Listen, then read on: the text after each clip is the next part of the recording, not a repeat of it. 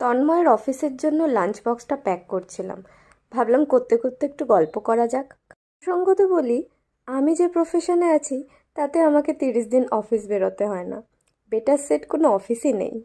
কিন্তু ও যেহেতু একটি ফুল টাইম জবে আছে, তাই প্রত্যেক দিনই ওকে বেরোতে হয়। অফিস থেকে বাড়ির দূরত্বটা বড়ই কাছাকাছি হওয়ায় লাঞ্চ টাইমে চলেই আসা যায়। কিন্তু বর্তমানে ভুবনেশ্বরের যা টেম্পারেচার, তাই কয়েক মাসের জন্য লাঞ্চ টাইমে বাড়ি আসাটা স্থগিত রাখাটাই শ্রেয়।